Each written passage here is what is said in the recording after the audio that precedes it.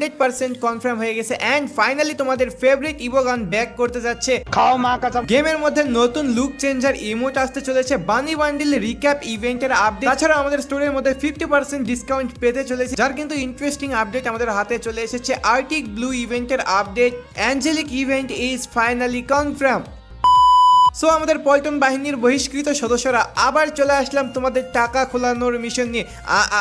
আমার মানে তোমাদেরকে জোস খাতারনাক ইভেন্টের আপডেটস দেওয়ার জন্য। ওকে, তো without wasting any more time let's start our today's জোস ভিডিও। ওকে দেন চলো ভিডিও স্টার্ট করা যাক।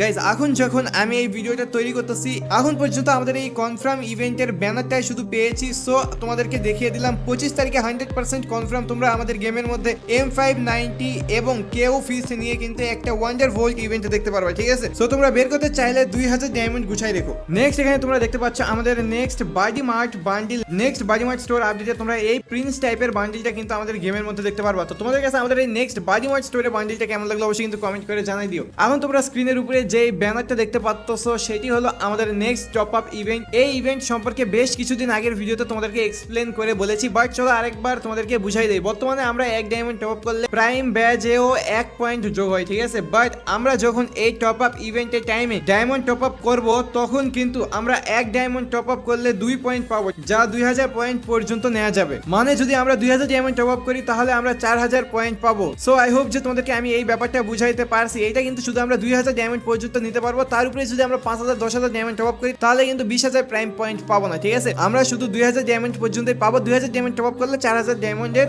প্রাইম পয়েন্ট আমরা এখানে পেয়ে যাবো। ওকে, সো এটি হলো আমাদের next top up event, Arctic blue and Avenger bundle. বিশেষ করে অ্যাভেঞ্জার বান্ডিল গুলো কিন্তু 2টা ওবিবি আপডেট ধরে গেমের মধ্যে পেন্ডিং হয়ে পড়ে আছে। এখন পর্যন্ত এই বান্ডিল গুলোর তেমন কোনো স্ট্রং আপডেট পাওয়া যায়নি, বাট ডাটা মাইনারদের তথ্য অনুসারে গেমের মধ্যে যখনই অ্যাভেঞ্জার্স কিংবা আর্টিক ব্লু বান্ডিল আসবে তখন সেই ইভেন্টটা আমাদের স্ক্রিনে দেখানো ইভেন্টের মতনই হবে, ঠিক আছে? বাট যদি নতুন কোনো আপডেট পাই তাহলে তোমাদেরকে নেক্সট কোনো ভিডিওর মধ্যে জানাই দেওয়ার চেষ্টা করবো। এখন চলো কথা বলি আমরা স্টোরের মধ্যে 50% অফ নিয়ে, ঠিক আছে? আমাদের 8 অ্যানিভার্সারি ইভেন্ট স্পেশাল স্টোরের মধ্যে 50% অফ পাওয়ার কথা ছিল এন্ড এটা মোটামুটি কনফার্ম একটা নিউজ ছিল। বাট গেরিনা এই স্টোরের মধ্যে অফ না দিয়ে প্রত্যেকটা ইভেন্টের প্রথম এবং দ্বিতীয় স্পিনে কিন্তু অফ দিয়েছিল 80% করে, ঠিক আছে? বাট তোমরা অনেকেই চাইতেছিলা যে স্টোরের মধ্যে যেন আমাদেরকে 50% বা 80% বা 60% মিনিমাম 50% যেন অফের একটা ইভেন্ট দেয়। তো তোমাদের জন্য সুখবর, আমাদের গেমের মধ্যে যে দিওয়ালি স্পেশাল ইভেন্ট আসবে সেই দিওয়ালি স্পেশাল ইভেন্টের মধ্যে কিন্তু আমরা স্টোরের মধ্যে 50% অফ পেতে চলেছি। তো তোমরা কারা কারা আমাদের স্টোরের মধ্যে 50%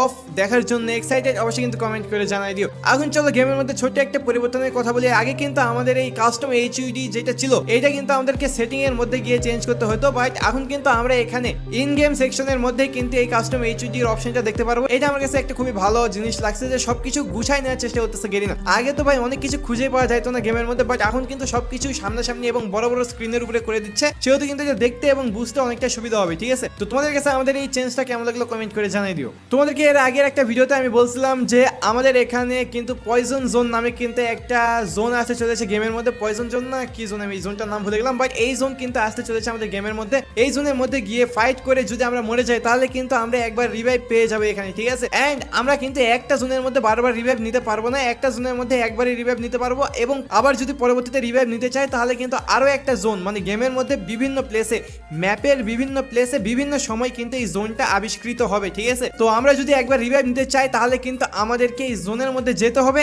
এন্ড জোনের মধ্যে গিয়ে মারামারি করতে হবে। কিল পাইলে তো পাইলাম, যদি মরে যায় তাহলে কিন্তু অটো রিভাইভ পেয়ে যাবো। বাট আরেকটা কথা মাথায় রাখতে হবে, ওকে? এই জোনের মধ্যে মনে করো যে 20 জন ফাইট করতেছে, তার মধ্যে 10 জন মারা গেছে, 10 জনই কিন্তু রিভাইভ পাবে না। প্রথম যে 5 জন মারা গেছে সেই 5 জন কিন্তু রিভাইভ পাবে, বাকি 5 জন কিন্তু ইলিমিনেট হয়ে যাবে, ঠিক আছে? সো আই হোপ যে তোমাদেরকে এই জোনের ব্যাপারে আমি বুঝাইতে পারছি। বেশ কিছু সোর্স থেকে জানতে পারতেছি যে আমাদের নেক্সট রিটার্নিং ইভো বান্ডিল হতে চলেছে আমাদের র্যাম্পেজ ইভো বান্ডিল। বাট তোমাদেরকে আমি এতদিন বলে রাখছি যে আসবে হলো আমাদের স্করপিও লেজেন্ডারি ইভো বান্ডিল। যদিও ডাটা মাইনাররা লিক্স দিতেছে, এটা সত্য যে ডাটা মাইনাররা লিক্স দিতেছে যে আমাদের নেক্সট রিটার্নিং ইভো বান্ডিল হিসেবে আমরা র্যাম্পেজ ইভো বান্ডিলটাই গেমের মধ্যে দেখতে পারবো। বাট আমি যতদূর জানি ডাটা মাইনাররা ঠিকও হইতে পারে, বাট আমি কিন্তু যতবার তোমাদেরকে এরকম নিউজ দিছি ডাটা মাইনাররা একদিকে আমি একদিকে, ততবার কিন্তু মোটামুটি বেশিরভাগ টাইমে আমি মানে জিতছি। তো এটা যদি তোমরা আমাদের প্রিভিয়াস ভিডিও দেখো তাহলে কিন্তু তোমরা বুঝতে পারবা। সো আমার মনে হইতাছে যে স্করপিও লেজেন্ডারি ইভো বান্ডেলই ফার্স্টে আমাদের গেমের মধ্যে রিটার্ন করবে, দেন আমাদের এই র্যাম্পেজ বান্ডেল রিটার্ন করবে কি করবে না সেটা পরবর্তী ব্যাপার ভাই। আমাদের নেক্সট রিটার্নিং ইভো বান্ডেল হিসেবে তোমরা স্করপিও লেজেন্ডারি ইভো বান্ডেলটাই দেখতে পারবা, ঠিক আছে। এরপরে চলো আরেকটা ছোট্ট একটা পরিবর্তনের কথা বলি। আগে কিন্তু আমরা শুধু গেমের মধ্যে লুক চেঞ্জ করতে পারতাম, বাট এখন কিন্তু আমরা লবির মধ্যেও লুক চেঞ্জ করতে পারবো, যেটা কিন্তু একটা ছোট্ট কিন্তু একটা ভালো পরিবর্তন করছে। এর মাধ্যমে কিন্তু আমরা আমাদের লুক চেঞ্জার বান্ডেল গুলান সব সময় পরে থাকতে পারবো।